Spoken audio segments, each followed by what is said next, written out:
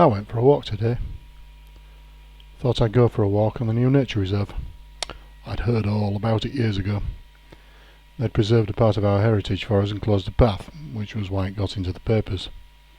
It used to be a wood, but now it's got trees in it with labels, so I know I'm looking at a tree and not a telegraph pole.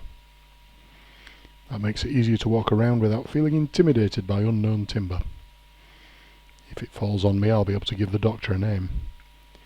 It won't, because I saw the council chop some rare trees down that were perfectly healthy. So these won't last long enough to rot either. Sometimes things are important and sometimes they're not. Just depends who's looking the other way at the time. I mean, it's a matter of perspective, the big picture rather. I'd say follow the money, but I'm not deep throat, so I don't. Anyway, I went up there, and as I was walking up the track through the trees, there was quite a lot of mud. This, I assume, is because of all the people who are attracted to nature reserve with paths as opposed to wild places where they find it hard to get around. There were some signs too.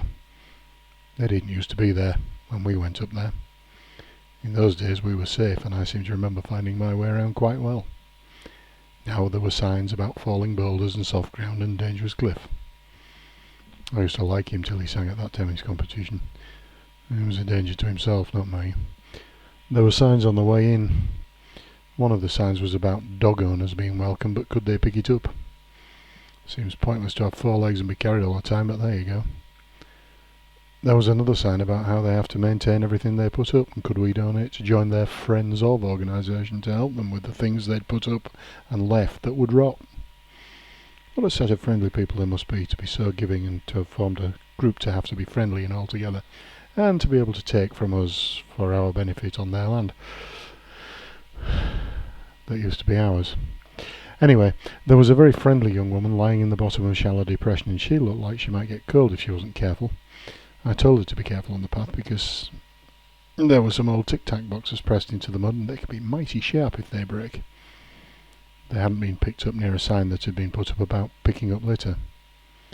She told me she was fine and I should carry on with my walk, or words to that effect. I think it's marvellous what enthusiasm some people can show so early in the morning.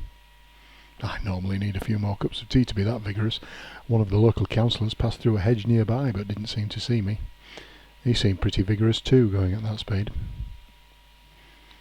In amongst the trees they'd put metal signs with the dead person's name on each of them. I ended up reading them and not looking at the trees, so I got quite disconsolate about life and missed out on looking at the living. Trees, that is. Living people give me the pip. The dead ones at least have name tags, so most of my term I learn more dead people's names walking than walking ones' names that go past looking at the dead ones on the other side. That's the other side of the path, not the other side of life. Which must be death, because life's quite one-sided, really. People wonder why I'm confused, but I don't. I know why I'm confused. When I got to the end of the wood, I found they had put up a fence to stop me going where I wanted, which was in a straight line, as people had gone for generations. But this was progress, because it stopped you affecting the path you wanted to go on and made you make another groove in the surface of the earth somewhere else. It's a good job we have these people to think these things through. Anyway, the further I walked from the wood through the fields, the more into the wild I got and the less signs there were. Except that when I really looked at it, I was walking along an agricultural site that had been cleared of wildlife thousands of years ago. Well, it was pretty dull looking at all that monoculture. I have wallpaper for that. After a while I saw a sign that said Walker's this way. I used to know someone called Walker once.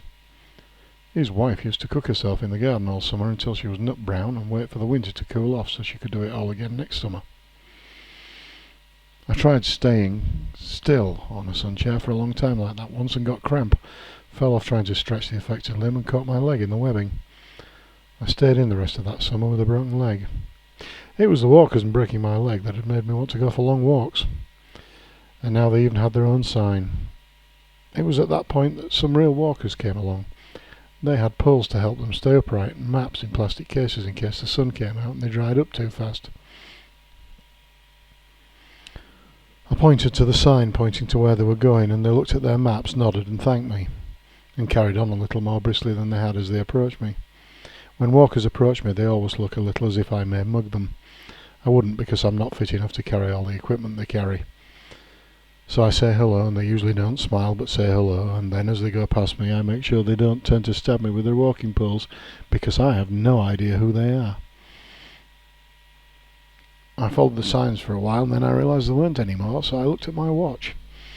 I had time to get back before dark, so I carried on. Shortly after that I realised I was lost and needed to find my way out of the wilderness.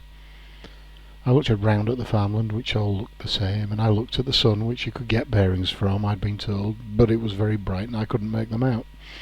So I decided to walk up the hill nearby and do some specialist fieldcraft that I read about in a book by a man who was an expert, but he died in New Guinea under a donkey frightened by a passing jeep. So I didn't like to read his book anymore because I couldn't ask him about some of the mistakes I thought he'd made. Like going to Antarctica and losing his toe. You'd really think that it would be easy to see before any more snow fell, but well, there you go, he lost it. I wanted to learn from his mistakes, but now he was dead I couldn't anymore. Anyway, at the top of the hill I could see the lights along the roadside, so I made for that and followed the signs for another few miles. That's the beauty of the wilderness nowadays, you're never far from a road. When I got home I made some tea and put my feet up. It was lovely. I thought after all my experiences that day, if it wasn't for other people I could still be out there in the wilderness, enjoying myself.